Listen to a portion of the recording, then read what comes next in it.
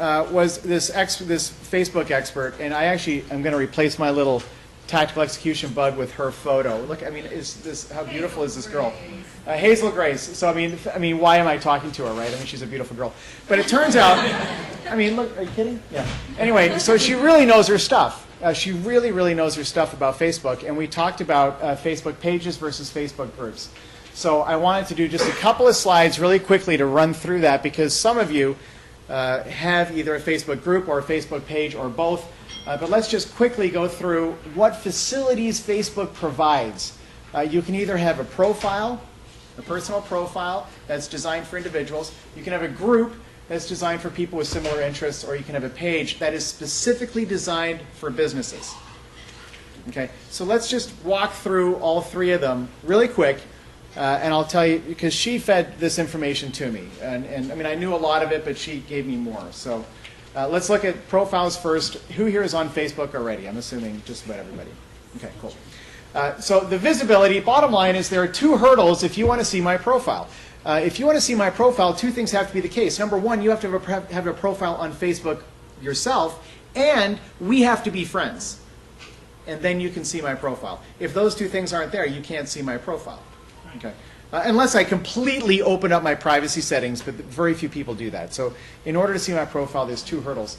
The connections, now this might not be relevant for most people, but it's worth mentioning that you are limited to 5,000 friends. So you can't have more than 5. Yeah, I keep running into that. I'm stuck there. The viral element of Facebook is very powerful. It's the most popular social network because they do the best job of getting people to talk to each other. And when people talk to each other, viral marketing takes place, because if you're talking about my group to one of your friends, then her friend heard about my group, not from me, but from her. And that's what viral marketing is.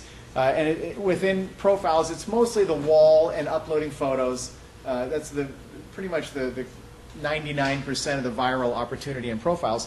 And then finally, in the contact area, if I send you an email on Facebook, it's going to go to your Facebook inbox, and you're going to get a notification in your regular email inbox. In other words, in your email, it's going to say, Patrick sent you a message on Facebook. And you can see the message there, and you can also see it on the Facebook inbox. So there's a distinction there, and just keep that in mind, because we're going to be coming back to it. Let's move on to Facebook groups. Okay, visibility. Now there's only one hurdle. You have to have a profile on Facebook, but we do not need to be friends for you to see my group. Okay, if I set up a group, you can see the group without being friends with me. So there's one hurdle, not two. So it's a little bit more visible.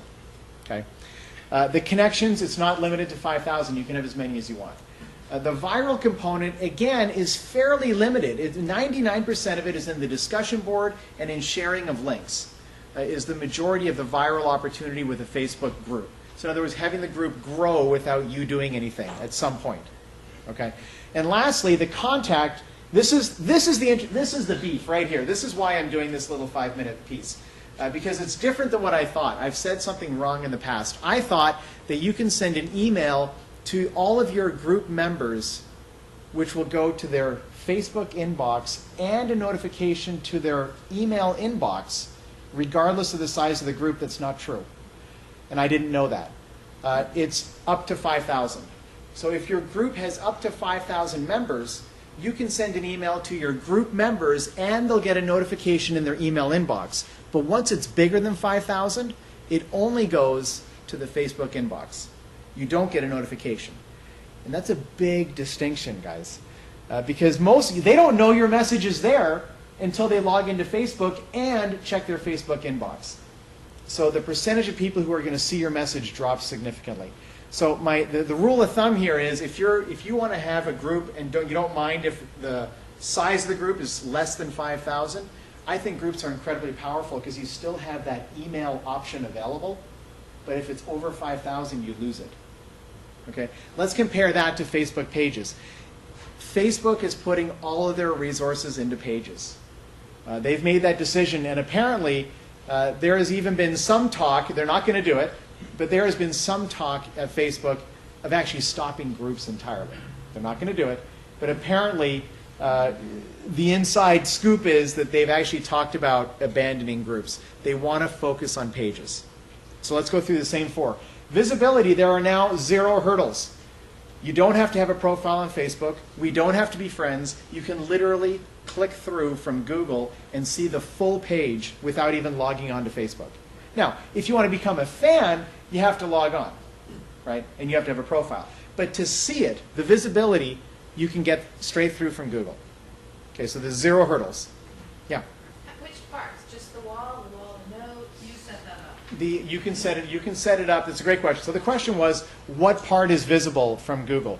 And you decide that in the privacy settings of a page. You can set it up so that some things are protected, some things are not. But the default is to have almost everything not protected. So you can actually see the discussion boards, events that are listed, even some custom pages.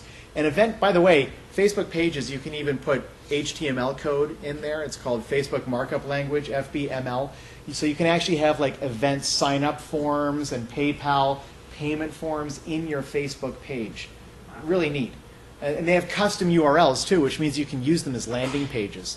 But that's more technical. I'm not going to get into that. I have a lot of followers to get a customer. Yeah, but 100? yeah, it's not that much. The connections, you're not limited to 5,000. You can have as many as you want. They're called fans. The viral component is the beef behind the pages, because there's tons of interaction potential, whether it's events or discussion boards and places where you can post things. They're trying to make pages as robust as possible. And then the contact is the downside, because you can't send an email at all. You can only send an update, and nobody reads them. Nobody reads. In fact, I went onto Facebook this morning, and on the side it said I have 149 updates, which I'm never going to read. So there's a major disadvantage in the way you contact. The best way to contact your members when you have a page is to post something on your wall. And in that case, it goes into the news feed and more people see it, but you don't have that option of sending an actual email to, yeah. Yeah, if you're a fan, it goes into your news feed. It's just when you see it in the stream again, right? Well, yeah, but it's not going to show up in your email inbox. No, it's in your stream. Yeah, it's in the news, That's exactly. 6 degrees of separation, right? 'Cause Yeah. then the other people see it too. Yeah, so I mean, okay, so there's some options where it comes out through the news feed and so on, but the ability to actually send a message that ends up in your email inbox, you don't have that option with a Facebook page. Let me finish it up, because I've got to get it to Karen. But if there's other people who know something different, believe me, I'm ready to learn too. But I got to shut it down for her. We'll talk about it afterwards. All right, so Facebook versus pages, really these are the 3 big points as far as I can tell. The email capability for groups less than 5,000 is huge. I think that's a powerful thing. So if you have a smaller group, it's a very powerful thing to consider. Pages are more interactive, which means they're more viral. And Facebook is putting all their resources behind pages. So that's the winning horse. That's exactly what Hazel Gray said. She goes, bet on the winning horse. Yeah. The winning horse for me is pages are public to Google and Yahoo search engines, and groups are not. Yeah, I mean, so the visibility, basically she's saying the pages are visible on Google, and since Facebook is such a massive website, it's optimized. I mean, if you search for the right things, your Facebook page can come up on Google. You can get a lot of added exposure by using the right keywords and so on. And that's another advantage of it. But I would have said up until last Thursday that groups are my favorite, and I've changed my mind.